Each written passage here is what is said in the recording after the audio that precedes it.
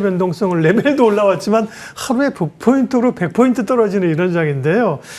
일단은 셧다운 해제 기대감, 그리고 미국의 뭐 엔비디아나 기술주가 오르면서 역시 반도체주가 힘을 내는데, 이전에도 뭐 하이닉스 같은 경우 엄청나게 세게 보셨잖아요. 근데 네. 이제 더 오를 룸이 있습니까? 반도체는 어떻습니까? 최근에 뭐 제가 목표 주가를 낸 건 아니고 다른 데서 목표 주가 나온 거 보니까 어떤 데서는 또 100만 원도 지금 제시한 데가 있을 정도로 하이닉스에 대한 이제 기대감이 상당히 여전하다 이렇게 보고 있는데, 최근까지 제가 이제 밸류에이션 체크를 해보니까 수익 대비 내년에 기준 대비해서 보니까 PER이라는 게 지금 이제 8배 정도에 와 있습니다. 그래서 우리 시장이 지금 한 11배까지 가 있거든요. 그러니까 12개월 앞둔 그 수익 대비해서 지금 8배 수준이기 때문에 밸류에이션 자체적으로만 보면은 높지는 않다. 근데 주가, 절대 주가로 보면 차트를 쫙 보시면 우와, 그렇죠. 아찔아찔하잖아요. 그런데 제가 볼 때는 뭐 여전하다. 근데 이제까지는 HBM에 관련된 이제 기대감, 거기서 이익이 창출이 어마어마하게 될 거다라는 얘기하고, 두 번째는 최근에 SK 하이닉스를 비롯해서 삼성전자도 공이 마찬가지 현상입니다만은 26년, 7년에 대해서 지금 이익 추정치를 과감하게 지금 올리는 데들이 많이 나오고 있어요. 그래서 그 기저에는 HBM도 있지만 플러스 해가지고 D램에 있어서도 가격 그 급등이 지금 계속 되고 있지 않습니까? 그래서 거기 D램 쪽에서도 지금 마진이 생각보다 좀 더 많이 나온다, 이런 생각들을 하면서 지금 주가가 달려가고 있어가지고 절대 주가로 볼 게 아니라 이익 대비해서 우리가 밸류에이션 볼 필요가 있겠다. 그럼 지금 가격대는 그 많이는 올라와 있습니다만은 그렇게 아찔하지 않다. 제 입장에서는 그렇게 말씀드리겠습니다. 네. 소위 젠슨왕의 깐부 회동에서 이제 소위 얘기됐던 것이 삼성전자, 하이닉스, 하이닉스와 함께 현대차, 네이버들도 이제 그 칩을 받아서 사용한다고 이런 AI 기대감이 있었잖아요. 자동차주들은 악재는 해소됐는데 뭐 더 이상 달리지는 못하는 것 같습니다. 자동차나 혹은 이제 현대차의 밸류체인에 있는 그 대형 부품사들은 어떻게 보세요? 현대차 그룹이 이번에 어떻게 보면 이제 일종의 스포트라이트를 좀 받았지 않습니까? 저는 뭐 완성차, 전통차 업체에 대해서 밸류에이션 저평가되는 거는 뭐 당연하다, 이런 생각들을 예전부터 해왔어요. 미국에서도 마찬가지입니다. 미국에서도 GM이라는 데가 최근에 이익이 많이 났습니다만 거기도 PER로 본 밸류에이션은 그냥 한 자릿수에 불과합니다. 반면에 테슬라는 250배가 넘어간 이 정도로 지금 각광을 받고 있는데 말이죠. 근데 이 현대차 그룹이 그러면 전통차 그룹에 머무를 거냐라고 하면 계속 지금 같은 이제 저평가 상태에 있어야지 되는데, 그게 아니고 이렇게 깐부 회동 같이, 깐부 동맹 같은 일이 생기면서 GPU를 가져와서 이걸 AI 팩토리나 피지컬 AI로 지금 응용할 수 있어가지고 나중에 여기서 뭔가 밸류가 나온다. 그리고 현대차 그룹은 버스턴 다이내믹스 같은 로봇 회사가 있지 않습니까? 그러니까 이쪽으로 사업 영역이 더 확대될 거다 라고 생각을 하는 이제 투자자들이 있다면, 밸류에이션의 리레이팅, 그러니까 재평가가 있을 수가 있겠구나, 이렇게 생각을 하실 정도로 여전히 밸류에이션은 상당히 싸다. 제가 1년 전만 해도 하이닉스 말씀드릴 때 밸류에이션이 PER 기준으로 그때 당시에 3배였습니다. 그래서 상당히 싸다. 지금 상당히 올라왔죠. 그런데 내년 기준으로 봐도 아까 말씀드린 대로 SK하이닉스는 8배라고 했는데, 현대차 그룹, 현대차, 기아, 공이 마찬가지입니다. 지금 우리 시장의 평균 포워드 PER이 11배인데 여기는 그거에 지금 60% 이 정도 내외밖에 안 됩니다. 그렇기 때문에 저는 현대차의 총액이 지금 시가 기준으로 봤을 때 한 전체 코스피의 4%밖에 안 되는데 시가총액 비중이 훨씬 더 올라갈 여지가 있다, 이렇게 봅니다. 그 AI의 그 변화들, 혁명들이 우리의 그 반도체, 하드웨어죠. 그리고 최근에 말씀하신 이런 로봇이나 뭐 인공지능 뭐 이런 쪽으로 이제 자율주행 쪽으로 가는데, 그런 거 보면 이제 네이버를 얘기하려고 하는데, 네이버 같은 약간 소프트웨어 회사들, 그죠? 네이버나 뭐 카카오 계열이나 뭐 LG 계열의 이런 업체들, 소프트웨어, AI와 관련된 소프트 업체들의 흐름들은 부진한 것 같아요. 상당히 부진했죠. 지난 뭐 2년, 3년 주가 보면 답답한 분들이 되게 많을 거예요. 삼성전자 주가도 답답했는데 네이버, 카카오 주가도 상당히 답답했던 게 사실입니다. 근데 최근에 조금 이제 깐부 동맹 그 관련된 이벤트 있은 다음부터 조금 느낌이 달라지고 있잖아요. 우리나라가 이제 계속 얘기했던 게 뭐 서버린 AI 이 얘기를 했었는데 사실 좀 외침만 있었지 실제적으로 진행되는 게 그렇게 많이 보이지는 않았었습니다만은 이제는 GPU를 네이버에서 확보를 하게 된다라고 하면서 과연 이제 이쪽에서 확실히 좀 따라잡을 수 있는 그런 뭐 노력을 할 거냐 여기에 이제 사람들의 관심이 이제 있을 수밖에 없는데 지금 당장에 지금 우리가 볼 수 있는 그림은 없습니다. 그러나 뭐 지금 미국이나 중국에 비해서는 상당히 늦춰져 있습니다만은 빨리 따라잡는 그림이 나온다고 하면은 네이버에 대해서 리레이팅이 있을 수가 있다라고 저는 생각을 합니다. 다만 밸류에이션적으로 조금 높죠. 그리고 카카오는 네이버 대비해서도 또 2배 정도 이렇게 높은 회사이기 때문에 우리 절대적으로 그런 밸류에이션을 쳐줄 거냐 아니면 미국에 있는 AI 소프트웨어 관련되는 회사와 상대적인 비교를 해가면서 시장이 바라볼 거냐 이거는 시장에 좀 맡겨보기로 하고요. 어쨌든 저는 앞으로도 이런 네이버나 카카오 관련돼서도 시장의 주가 재평가가 이루어질 거다 이렇게 보고 있습니다. 네이버는 이제 두나무하고의 합병권이 있어서 이거는 뭐 단정적으로 예측하기 좀 어려운 변수들이 있는 걸 좀 체크를 해야 되는 거고요.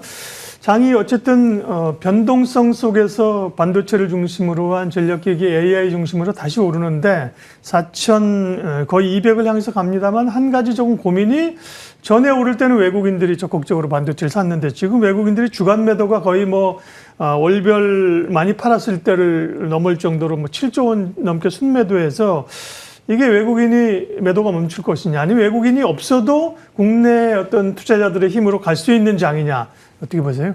사실은 지난 뭐 4월 저점부터 해가지고 이번 뭐 4,200 넘었던 그 장세에서도 외국인들이 중후반부터 이제 따라오기는 했습니다. 그러나 우리 시장에서 자체적으로 좀 올라가는 느낌이 좀 있었다라는 이제 생각이고 지난주에 아주 폭탄 그 매도 물량을 내놓으면서 우리가 이제 홍역을 겪었는데 저는 뭐 제 유튜브에서 이 또한 지나가리라 이런 얘기를 했어요. 그래서 뭐 그게 1년에 몇 번 그런 게 반복을 해요. 지난 4월에는 더 심한 우리가 홍역을 겪었습니다. 그 겪고 나서 우리 주가는 어땠습니까? 우리 지수는 그때부터 저점을 만들고 4,200을 급기야는 뚫고 올라가는 이런 상승세를 보였다라고 저는 이제 얘기를 했고요. 근데 최근에는 또 뭐 외국인들이 팔았으니까 여기서 이제 쉬는 거 아니냐 이런 이제 생각들을 하시는 분들이 늘어나고는 있습니다만은 아까 제가 말씀드린 삼성전자나 SK 하이닉스에 대한 이익 추정이 계속 지금 올라가는 느낌이 있어서 그 코스피에 대한 연간 이익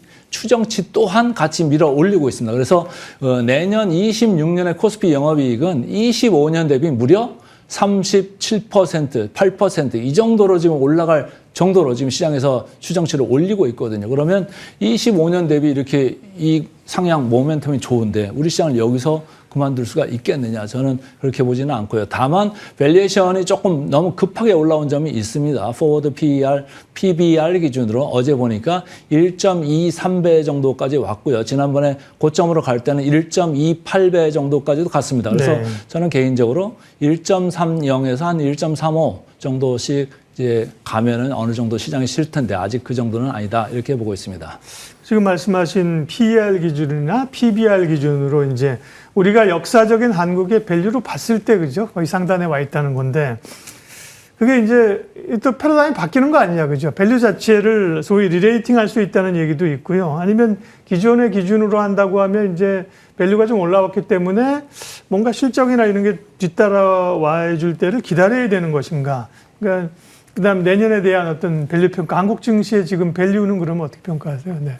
저는 뭐 밸류에이션은 여전히 상대적으로 뭐 언제든지 언제나 쌌고 지금도 여전하다 이런 얘기. 예전보다는 좀 많이 그 격차가 좀 많이 줄어들었죠. 그래서 아까 말씀드린 대로 PBR 기준으로 지금 한 1.23배 정도까지 왔는데 일부에서는 뭐 1.4배 가는 거는 어떻게 생각하냐 이렇게 묻는 사람도 있더라고요. 근데 그것까지는 저는 좀 쉽지는 않을 거다. 왜냐? 우리 코스피의 기업의 ROE가 내년 예상되는 게 무려 11.5%까지 갔습니다. 여기 제가 한 달 전, 2달 전에 나올 때만 해도 9.5% 정도에 불과했는데 그게 뭐 한두 달 사이에 무려 20% 이상 이렇게 급히 이렇게 상향이 됐습니다. 그래서 ROE가 11.5%까지 갔다는 얘기는 뭐냐면 그거를 PBR이라는 걸로 다시 놓고 해석을 해보자면 1.3, 1.35 여기까지도 해당하는 이런 이제 멀티플이 됩니다. 그렇기 때문에 우리 밸류에이션 지금 1.23에 있는 거는 그렇게 비싸지 않다. 앞으로도 상향될 가능성이 있다 이렇게 보는 거죠. 네. 다만 이제 속도의 문제가 이제 워낙 빨리 올라왔기 때문에요. 방향성은 그렇다고 하더라도 이제 속도 조절이 좀 있을 수 있을 것인가에 대한 고민이 있거든요. 그렇게 봤을 경우에 이제 조금 앞으로 향후 생각해야 될 변수들은 뭐 긍정적인 거 혹은 또 네거티브한 거 어떤 게 있을까요? 네거티브한 거는 뭐 네. 그렇게 아직까지는 우리 자체적으로는 없는 거는 같고 예. 다만 이제 미국 시장이 예. 너무 과열되고 고평가됐지 않습니까? 그렇죠. 어제도 뭐 많이 반등을 했습니다만 미국은 지금 포워드 PER 기준으로 23배가 넘어가는 아주 그 고평가된 시장입니다. 그런데 미국 쪽에서 자꾸 이렇게 노이즈가 나오고 조정을 받으면 우리 시장도 지난주에 같이 이렇게 홍역을 네. 겪지 않습니까? 그래서 그런 이제 톱다운 리스크는 있다. 다만 우리 시장에서는 이런 아까 말씀드린 기업 자체의 이익도 올라가고 있습니다만은 정부에서 계속적으로 지배구조 개선 그리고 상법 3차 개정 뭐 이런 것들로 지금 가고 있고 또 한편에서는 배당 분리과세 그리고 최저 배당세율, 최고 배당세율이죠. 이걸 이제 조정을 하겠다라는 이제 방침을 밝히면서 양쪽으로 어떻게 보면 되는 거예요. 성장주도 볼 수 있고 뭐 가치주도 볼 수 있고 아주 균형된 지금 주가 상승이 이루어지고 있다. 그래서 리스크가 없지는 않지만 그래도 믿을만한 한국 증시가 되고 있다. 이렇게 보고 있습니다. 연말 전략은 그러면 어떻게 짜야 돼요? 그다음에 사실 고민이 대형주로의 워낙 쏠림 현상이 다소 좀 중소형주로 온기가 가는 것 같다가 시장 충격 오면서 밀렸다 올라가니까 결국 대형주거든요. 그러면 이제 대형주 중심으로 가는 게 맞아요? 예. 저는 뭐 지금 시가총액 상위 한 22에서 30위권까지 이렇게 보시면요. 의외로 우리 대형주들이 여전히 저평가, 저 PBR 있는 회사들이 아주 부지기수입니다. 그리고 최근에 시가총액 비중으로 보시면 삼성전자 플러스 SK 하이닉스 했을 때 32에서 오늘 이제 올라왔으니까 한 33% 부분까지도 왔을 거예요. 근데 내년에 영업이익 비중으로 봤을 때 이 두 개 회사가 차지하는 비중이 거의 36%까지 간다는 게 지금 시장의 컨센서스입니다. 그러니까 이 테크 비중이 지금 어떻게 보면 32, 33인데 제가 볼 때는 비중 조절을 무조건 한 35에서 40 정도는 가지고 머스트 해브 아이템으로 가져가실 필요가 있겠다라는 점이고 한쪽에서는 아까 말씀드린 대로 제가 가치주 쪽에서 계속적으로 주가가 분위기가 좋다라고 했어요. 그래서 제가 볼 때는 성장주 반, 가치주 반 이렇게 좀 균형적인 포트폴리오를 만드시고 연말을 맞이하시는 게 어떤가 이렇게 보고 있습니다. 말씀하신 걸 조금 이제 섹터별로 좀 얘기해 주세요. 이제 어느 이제 모멘텀도 있고 말씀하신 게 이제 여러 가지가 좀 포함될 수 있는데요. 성장주 쪽, 가치주 쪽 한다고 하면 어떤 섹터가 됩니까? 성장주 쪽에서는 아무래도 이제 뭐 HBM, DRAM 들어가는 이쪽 반도체, 어떤 소부장도 이제 들어갈 수가 있겠죠. 네. 그리고 거기 AI의 지금 수요를 뒷받침하고 있는 전력 인프라 주식들이 있습니다. 최근에 주가가 많이 올라와죠. 밸류에이션 매력은 상당히 이제 낮아지고는 있습니다만 이런 밸류에이션 높은 거를 다시 본다고 하면은 이 회사들을 들고 있는 지주 회사들이 있습니다. 그래서 네. 예를 들면 두산이나 아니면 HD 현대나 뭐 LS나 관련되는 그 그룹 지주사들이 있을 수가 있고요. 다음에 가치주 쪽으로 본다고 하면 최근에 주가가 계속 좋습니다만은 금융주지도 있고요. 시장이 좋기 때문에 증권주 이쪽도 배당 수익률이 괜찮습니다. 근데 배당 수익률만 본다면 사실은 금융지주가 훨씬 더 상대적으로 좋은 편이다라고 보이고 아까 말씀드린 현대차 그룹도 지금 기아가 배당 수익률이 5% 초반입니다. 그리고 현대차도 4% 중반 정도에 있기 때문에 이런 대형주 위주로 포트폴리오를 꾸며가도 상당히 매력적이다 이렇게 보는 거죠. 네. 말씀하신 이전에 뭐 굉장히 찬바람이 불 때도 반도체 같은 얘기, 하이닉스 얘기하셔서 대형주만 가지고 해도 충분히 수익이 날 수 있는 뭐 충분히가 아니라 사실 더 좋은 퍼포먼스 내는 거죠, 네. 그렇죠? 네. 그러니 굳이 뭐 중소형주까지는 눈을 돌리지 않아도 된다는 말씀인데. 그럼에도 그건 알고 우리 강 대표님의 시각은 알고 그럼에도 불구하고 이를테면 뭐 바이오나 혹은 뭐 2차 전지나 뭐 이런 쪽은 이 업사이드가 뭐 많지 않아요? 저는 바이오나 2차 전지를 네. 그렇게 탑탁치 않게 생각하는 업종이기 때문에 네. 예 그리고 저는 상당히 밸류를 많이 보는 입장에서 예. 그리고 최근에 나온 뭐 여러 가지 새로운 소식들이 있습니다. ESS 얘기도 있고 다 합니다만 그걸 충분히 넘어가는 지금 밸류에이션 수준에 있다라고 저는 보고 있어요. 그래서 네. 그쪽은 뭐 순환매로 잠깐은 올 수가 있죠. 근데 그렇게 뭐 저는 높은 쪽 그리고 코스닥 시장이나 코스피 시장 저는 올 때마다 코스닥 시장을 그렇게 얘기한 적이 거의 없습니다. 없으시죠. 왜냐하면 코스닥 시장의 밸류에이션을 보시면 코스피보다 너무너무 비쌉니다. 그리고 제가 걱정하는 것 중에 하나는 예를 들면 이런 거죠. 알테오젠 같은 게 이제 코스피의 이전 상장을 추진하고 있다. 이런 얘기가 종종 나오고 있지 않습니까? 저는 코스피의 이 알테오젠이 오는 순간 저는 제가 코스피를 좋아라 했던 제 뷰는 아마 변경될 가능성이 큽니다. 왜냐? 아주 높은 고평가 주식이 들어와가지고 코스피의 PBR을 끌어올릴 겁니다. 그렇다면 우리가 저평가 상태가 아니고 사실은 고평가 상태로 들어갈 가능성이 충분히 있다라는 얘기고 알테오젠을 또 쫓는 그런 펀드들이 있거든요. 그 네. 주식을 갖다가 몰고 올라간다고 하면 더 비싸질 수가 있다. 그래서 저는 바이오나 2차 전지는 조금 네. 그렇게 좋아하는 편은 아닙니다. 성향의 차이고 전략의 차이예요. 마지막 부분은 이제 뭐 안 여쭤봐도 되는데 괜히 가지고 계신 분들은 네. 전략의 차이라니까요, 네, 그죠? 네. 그렇죠. 그걸 또 좋아서 하시는 분이 있고 큰 흐름에 항상 이제 매크로나 이제 전략을 이제 리서치 센터장 하시면서 짜주시던 우리 강건우 대표님 시각에서의 그 대형주 시각으로 장을 분석을 해주셨습니다. 더 프레미어 강건우 대표님 함께했습니다. 고맙습니다. 맞습니다.